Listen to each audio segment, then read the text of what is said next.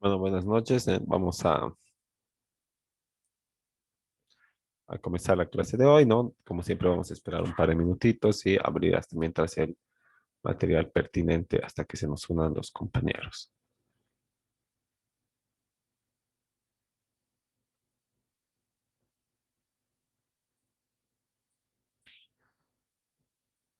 Buenas noches. Vamos a comenzar la clase de hoy, 12 de mayo. Eh, Vamos a estar abriendo el material pertinente. No se olviden, como siempre, poner su nombre en el chat grupal para efectos de contabilizar la asistencia y bueno, nada más, ¿no? Nos vamos a dar 2 minutitos para que se conecten los demás compañeros y hasta mientras vamos a ir poniendo donde estábamos, ¿no?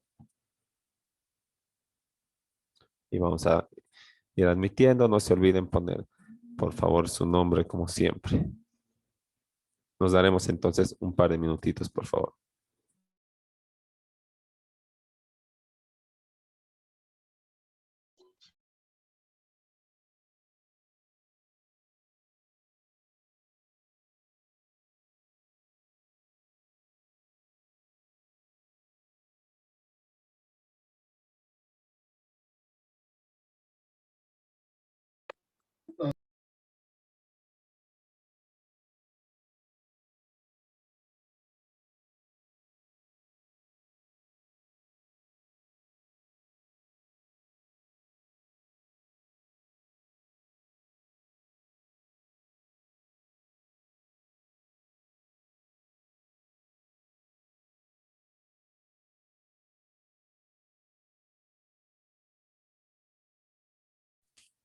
Bueno, entonces ya hemos esperado, ¿no? Vamos a ir retomando. Estábamos en el tema de la deuda tributaria, la extinción de las obligaciones.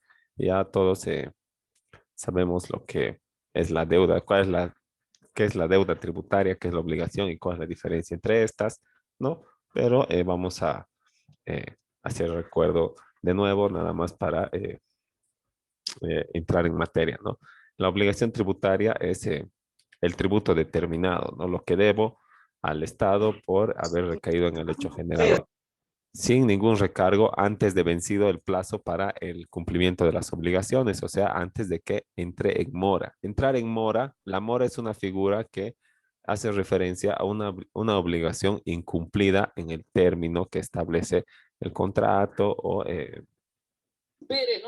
la norma, ¿no?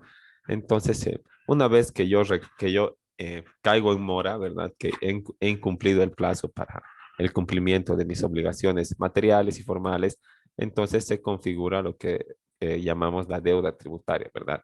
Que es el tributo determinado o el tributo omitido más los recargos de ley que ya habíamos revisado y también sus análogos en la materia tributaria aduanera, ley que están todos en la ley 1990, ¿no? Ley General de Aduanas.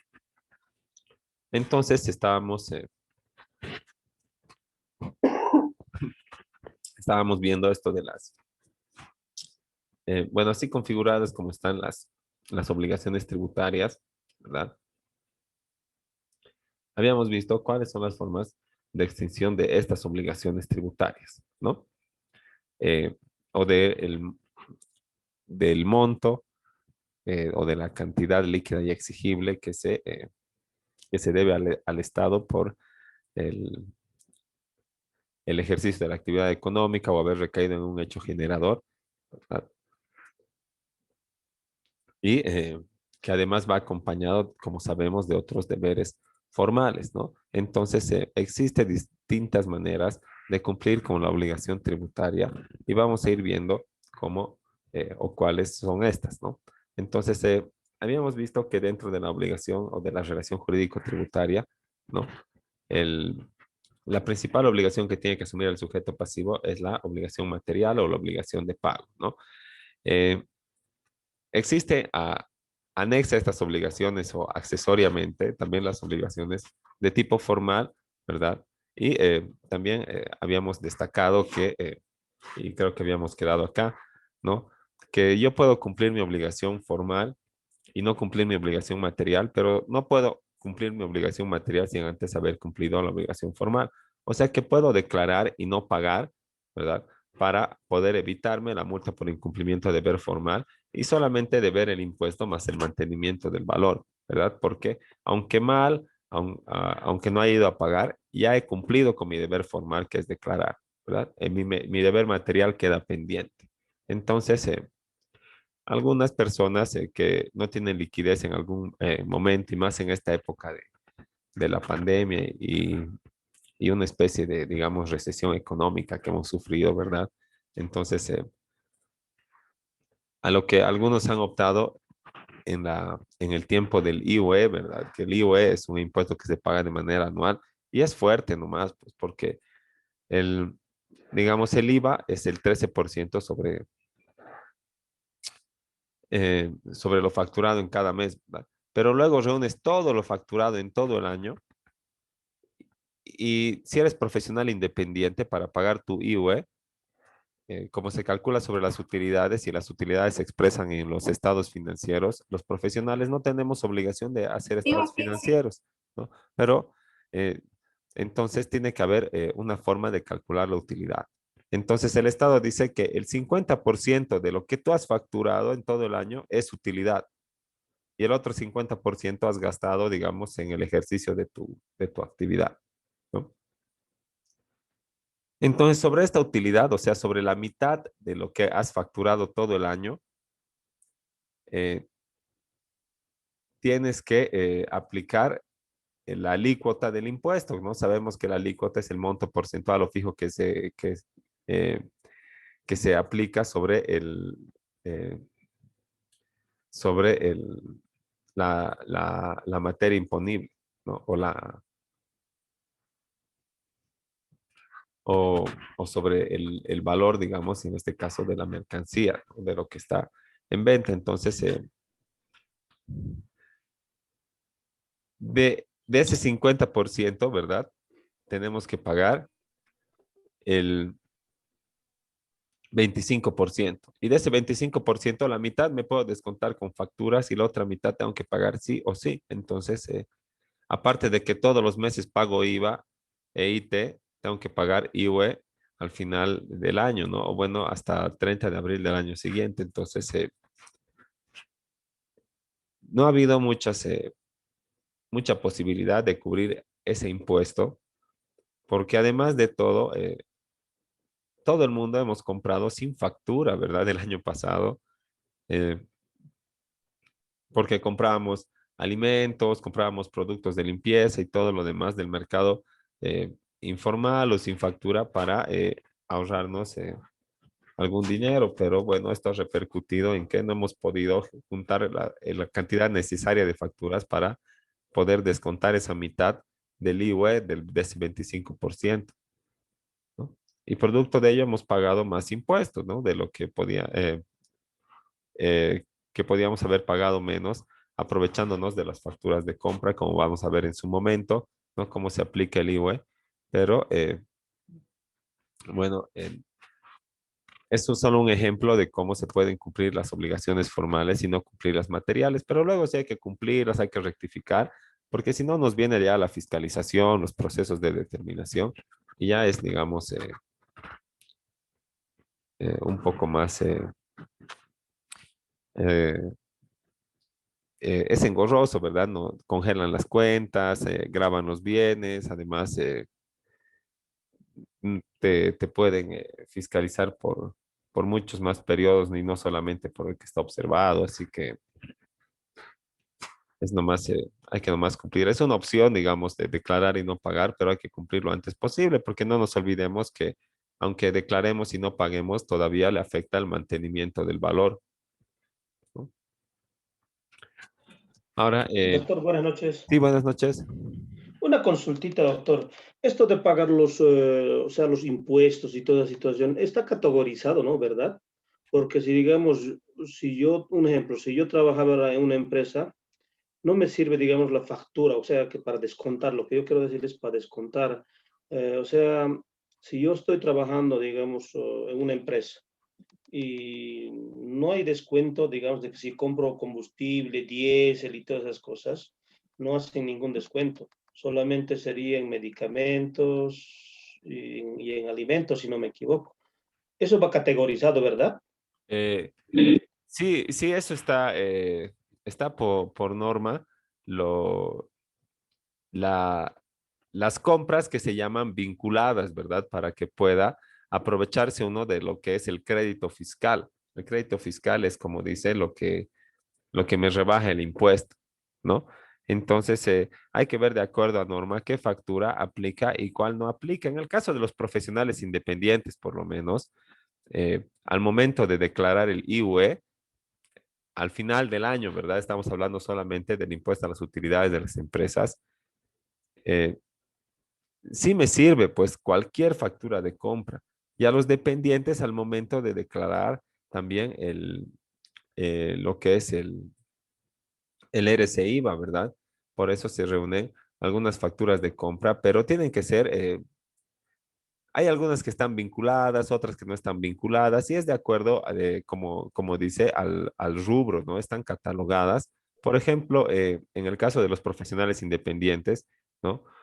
Eh, Al momento de declarar el IVA, ¿verdad? El mensual, solamente puedo hacer crédito fiscal de las facturas de compra que sean relacionadas con mi actividad profesional independiente. Por ejemplo, en el caso del abogado, será pues hojas, lapiceros, fotocopias, facturas de la notaría, ¿no? Y telefonía móvil hasta 200 bolivianos. eh, entonces, y voy a tener otras facturas de compra, ¿verdad? Entonces, estas otras facturas de compra que son de cosas no vinculadas a mi actividad, o sea, comida, cine, cualquier, cualquier otro servicio, ¿verdad? Dentista, ¿no? Tal vez contraté a un arquitecto, tal vez me he comprado, digamos, algún celular, tal vez libros, bueno, libros no, ¿verdad? No genera crédito fiscal, ¿no? Pero bueno, todo eso que no he utilizado en el IVA, puedo utilizar en el IUE a fin de año, ¿no? También esto aplica para los asesores en línea, esas cosas, ¿no? Entonces, tengo que ver en qué rubro estoy para que yo pueda saber cuáles facturas son vinculadas y cuáles no son vinculadas. Pero como ya les había dicho, hasta esto de discriminar las facturas, cuáles van a ser vinculadas y no, está pues sobre los hombros del sujeto pasivo. Y si yo no contrato un profesional, digamos, me veo obligado, ¿verdad?, a contratar un profesional contable. Yo voy a decir, ah, sí, esta tiene que ver con mi rubro, ya crédito fiscal, esta no, esta sí, esta no, ¿no? Y como voy a declarar y como en aplicación del principio de buena fe se va a creer que todo lo que estoy haciendo está bien hasta que existe una acción, eh, un ejercicio de las facultades de control y fiscalización, van a venir y van a ver que se ha violado el principio de buena fe y he declarado mal, sea por omisión o por Doctor, error. pero creo que ahora, con el actual sistema para la declaración de estas facturas, directamente ya te carga el sistema qué facturas sí van para ti y qué facturas han sido sacadas también a tu nombre. En el caso de la facturación electrónica, sí, ¿no? Pero habemos muchos que, bueno, no facturamos grandes, digamos, cantidades de facturas, ¿verdad? Al año. Entonces, y muchos otros contribuyentes seguimos en el sistema manual de facturación, pues, ¿no? Entonces, tú agarras y cada mes entras a tu oficina virtual, ¿no? Y ahí pones solamente declarar, ¿verdad? Antes de que te vence el plazo.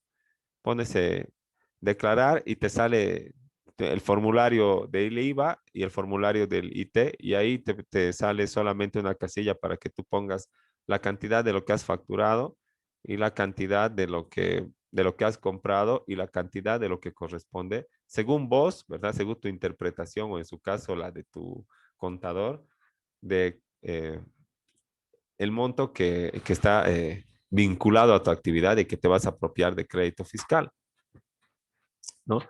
Entonces, digamos, ahí al momento, ¿verdad? En la oficina virtual, cuando lo declaras, no te dicen, o sea, no te dice qué factura sí, qué factura no, ¿no? Lo único que te hace poner es el monto que tú dices que tienes de crédito fiscal. Incluso puedes poner que tienes, no sé, 200, 300 pesos de crédito fiscal, pero en realidad no tienes ni una factura vinculada, ¿no? Hay principio de buena fe, pero esto va a estar válida tu declaración hasta que te fiscalicen y vean que te has apropiado indebidamente de crédito fiscal y te hagan pagar el monto que corresponde a ese crédito fiscal más todos sus recargos, ¿no? Y bueno, sí, así es. Pero eso no es justo, doctor. El, bueno, si yo declaro, digamos, y en realidad no tengo una base cierta, o sea, si me apropio indebidamente de crédito fiscal, me tienen que revisar, pues tiene 8 años de acuerdo a norma, ¿verdad?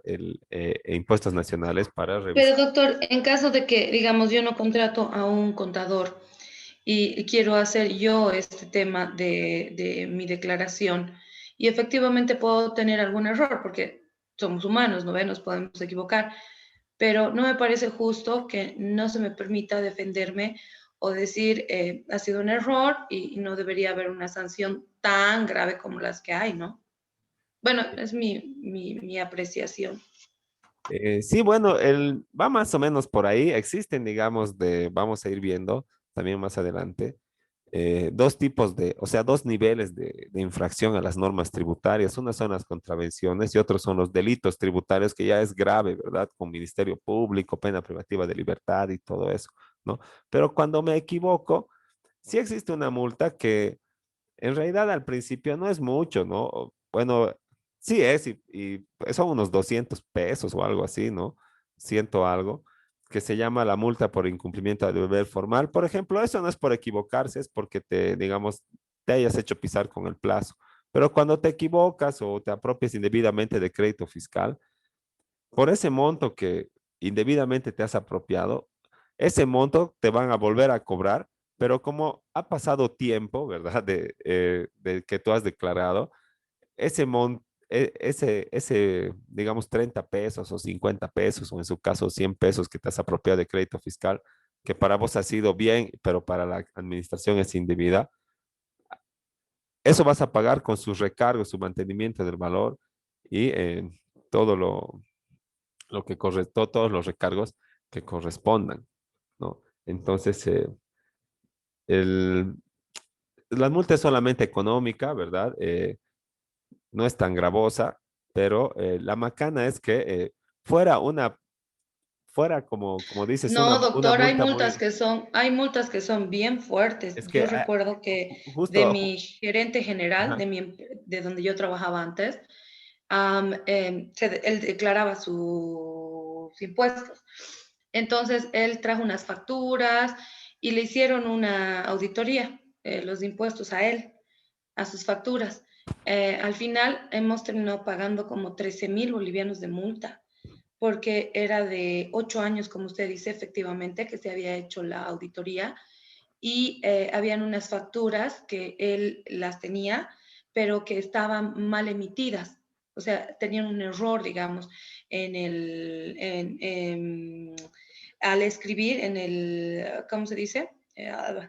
Cuando escriben, que eran unas manuales, no en el eran literal. electrónicas. En el literal habían errores de varias y por una letra y todo eso, y nos han sancionado.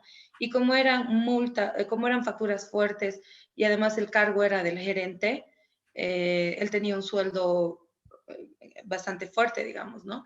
Entonces la presentación de sus facturas también era fuerte. Y por toda la auditoría, recuerdo muy bien que nos han castigado con 13,000 bolivianos. Y le estoy hablando de hace unos 8 años atrás, doctor. Y sí, justo, digamos, con esto iba a terminar. La macana es que la administración tributaria te equivocas hoy día y no te salta mañana pues el error y te dice pase por ventanilla, ¿verdad? A corregir o modifique o por lo menos te mandan un correo a tu correo electrónico, a tu buzón tributario, ¿verdad?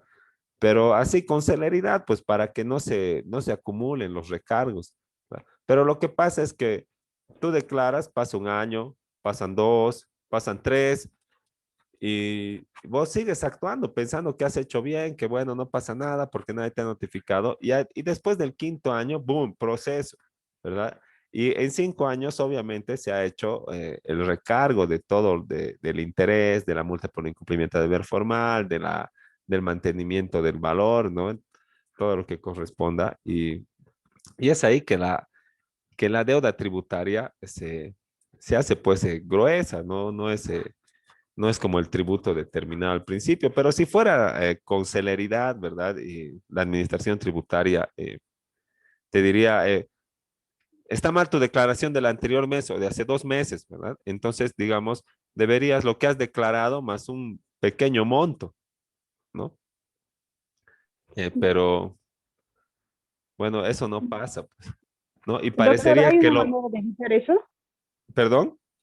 ¿Hay una manera de evitar eso? O sea, presionar al contador, hacer que revise bien por si acaso, por si no hay errores o algo. ¿Hay una manera de evitar esas posibles multas futuras? Eh, Bueno, la manera de evitar es contratar un contador, ¿verdad? Porque cuando uno hace así de manera personal, como ha dicho la compañera también, tendemos mucho a equivocarnos, ¿no? Pero para eso se Yo creo, contrata un doctor, que no contador. hay forma de evitar esto, porque hasta los mismos contadores se le va. Ajá, es que Porque imagínese en una empresa como la que yo trabajaba, donde teníamos un departamento contable con más de 20 personas y se les ha ido, y se sí, les ha ido. también, ¿no? Pero imagínate que tú eres bueno, tú te contratas tu contador y el contador tiene su criterio contable y todo. Y él dice, esta factura, digamos, eh, que es de 20,000 bolivianos y nos corresponde el crédito fiscal porque según mi criterio profesional es vinculada a mi actividad y pum, te apropias de crédito fiscal, ¿verdad? Pero ¿qué te dice? O sea, no puedes entrar a la cabeza del funcionario de impuestos nacionales, ¿verdad? Que él va a decir, no corresponde el crédito fiscal, está mal apropiado porque no es vinculado a la actividad. No hay un manual, no hay un reglamento que diga qué aspectos se toman en cuenta para la vinculación, ¿no? Entonces estamos ahí a capa y espada entre el digamos, el contador, ¿verdad? Y la apreciación del funcionario de la administración tributaria. Así que ahí es, ahí es lo que pasa. Y parecería que esperan de verdad años como para que valga la pena pues activar el aparato administrativo y cobrarte un buen monto, ¿no? de impuestos y de deuda tributaria y no cobrarte, digamos, bueno, montos que no tienen mucho recargo, pues, ¿no? Si fuera así al mes siguiente o a la siguiente semana o a las 2 semanas, no habría mucho recargo. Pero la macana es que aunque presionemos al contador y todo, eh, todos estamos, todos, como decían al principio, somos humanos y cometemos errores. Y la macana es que cuando uno saca el NIT, lo saca pues uno, no nuestro contador, ¿verdad? Tú sacas tu NIT, vos das tu domicilio fiscal, mientras tanto vos te inscribes como contribuyente y obviamente cuando esté mal la declaración, ¿quién va a ser el que esté como deudor tributario? Vas a ser vos, no vas a ser no va a ser tu contador. Obviamente que tú puedes ir y decir eh, que tu contador estaba a cargo, que tú no manejabas el usuario y contraseña de la oficina virtual y todo, pero en definitiva eres vos el deudor y después tú vas a tener la posibilidad de hacer tu acción de repetición contra tu contador, pero si quieres liberarte de esa deuda y de los efectos que causan estos procesos, ¿verdad? El congelamiento de cuentas y esas cosas. Entonces tienes que pagar nomás, pues, o hacer tu plan de pagos, ¿no? Y luego te dirigirás contra tu contador, ¿no? Si alguien ha levantado la mano. Sí, licenciado. Tengo una consulta. Nos indica el tema de la notificación, ¿no? Si hay algún problema. Si ya sea el contador o ya sea la persona interesada, quiere averiguar si es que hay algún error o algo así, ¿hay algún sistema para averiguar o necesariamente tenemos que ir a la entidad tributaria para averiguar eso o tenemos que esperar sí o sí la notificación de los funcionarios? O sea, ¿cómo funciona ese aspecto? Porque si ya tenemos conocimiento de todo esto, digamos, estamos facturando, hay algún error y hay una multa por eso, y yo no quiero pagar la multa en exceso de aquí a un tiempo, digamos, una semana que he hecho la declaración o de aquí a un mes quiero ir a averiguar dónde tengo que acudir para averiguar eso. Bueno, si yo si vos o tu contador advierten algún error, lo que tienen que hacer es rectificar la declaración mediante la boleta 1000, ¿no? Que siempre está ahí activa para poder rectificar las cosas que se han declarado mal o las que no se han declarado de plano, ¿no? Entonces, esa es una opción, ¿no? Pero, eh, o sea, ¿cómo voy a ir a revisar si no me estoy dando cuenta de que hay un error? O sea, si me doy cuenta que hay error, hago la boleta 1000, pero si no me doy cuenta que hay error, quiere decir que estoy pensando que he hecho bien. ¿Y cómo voy a ir a revisar lo que estoy pensando que he hecho bien?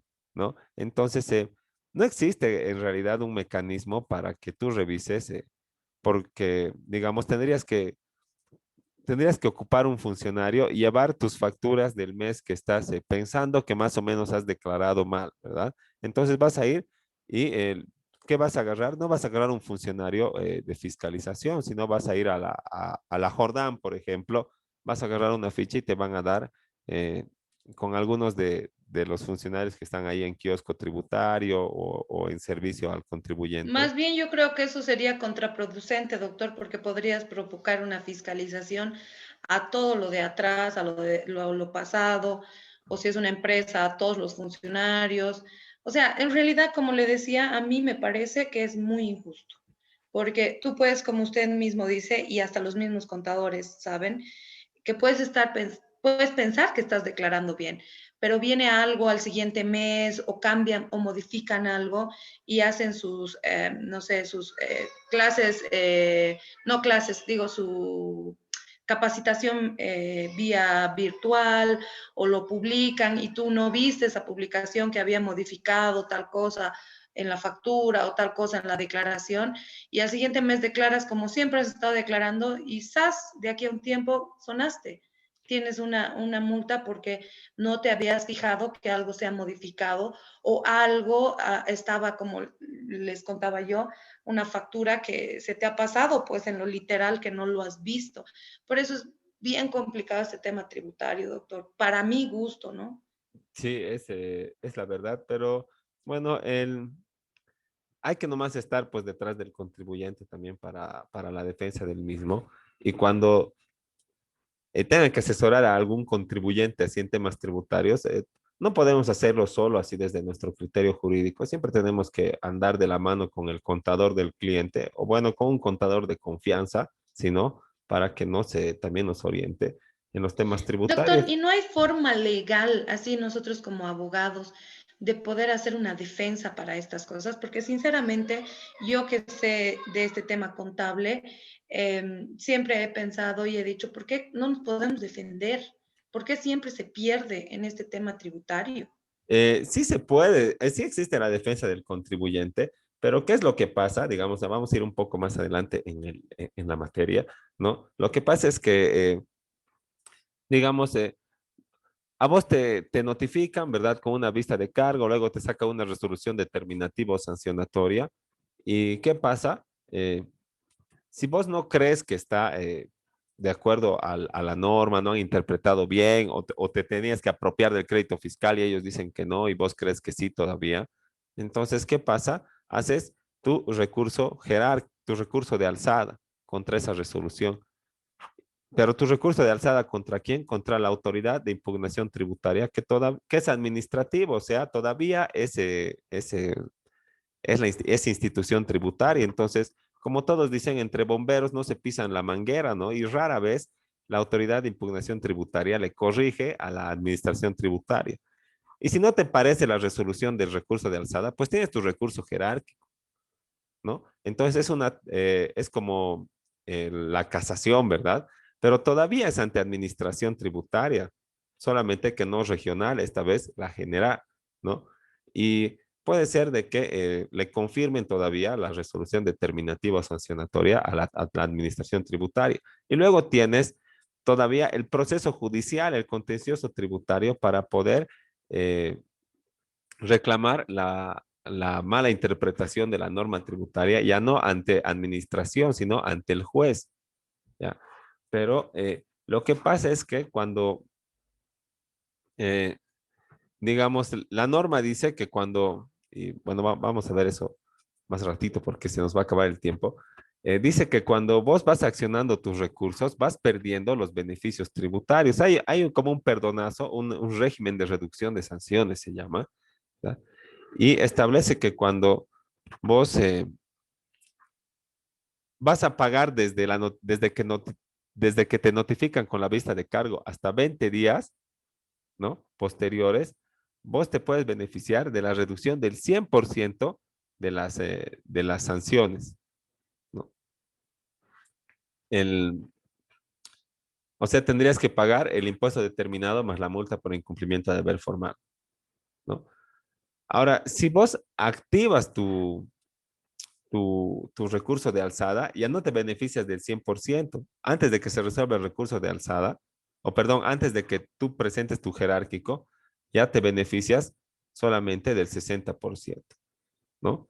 Ahora, presentas tu jerárquico y ya te beneficias de menos, ¿verdad? Entonces, es como, tienes las opciones, pero es algo de incierto, ¿verdad? Todo proceso judicial es incierto, así que la gente prefiere pagar lo que está determinado a que, bueno, esperar a que se pase un recurso, otro recurso, la etapa judicial y se acumule mucho más la deuda y el juez le confirme la resolución a la administración tributaria y estés frito, nunca puedas pagar porque ya no van a ser miles, van a ser miles de bolivianos, ¿no? Entonces, la gente tiene miedo por ese lado, aunque a todas luces tenga el derecho de reclamar, ¿no? Y otro miedo es que le entra la gente que dice, ay, me va a fichar la administración tributaria y después todo me van a fiscalizar. No, hay que pagar nomás, ¿no? Entonces, ese nos va a acabar el tiempo. Vamos a quedar ahí y, o no sé si tienen más dudas, no podemos absolver en estos últimos minutos que nos quedan y les comparto en 5 minutos el enlace para poder continuar con esto ya directamente entrando a las formas de extinción de la obligación. Doctor, en otras palabras, se puede decir que el sujeto pasivo está frito. Sí, pues todo está siempre sobre los hombros del sujeto pasivo. Lo único que hace la administración tributaria es accionar sus facultades para fiscalizarte, controlarte, ¿verdad? ¿Qué tiene que hacer el sujeto pasivo? Inscribirse en el régimen que cree que le corresponde, ¿verdad? Tiene que establecer su domicilio fiscal, él tiene que ofrecer el croquis, después el sujeto pasivo tiene que colgar su NID en lugar visible con su dosificación, tiene que hacerse dosificar las facturas, todo desde tu oficina virtual, ¿verdad? O sea que tú tienes que supuestamente hacer todo, ¿verdad? Ahí se dosifican las facturas, te vas a la imprenta, luego haces tus declaraciones, pones, eh, discriminas tus facturas, ¿verdad? Pones tu crédito fiscal, vas, pagas al banco, te guardas tus facturas, tus declaraciones, todo, y luego encima cuando no ha hecho nada la administración tributaria hasta ahí, ¿verdad? Te vas a tener que defender cuando te fiscalice porque te digan que has hecho mal, ¿no? Y no hay obligación, pues, de ser experto en tributario, ¿verdad? O en temas tributarios, sino sería, pues, como sacar licencia de conducir, ¿verdad? Antes de tener NIT, examen de tributario, así. Y si no sabes, no NIT, ¿no? Y bueno, así es.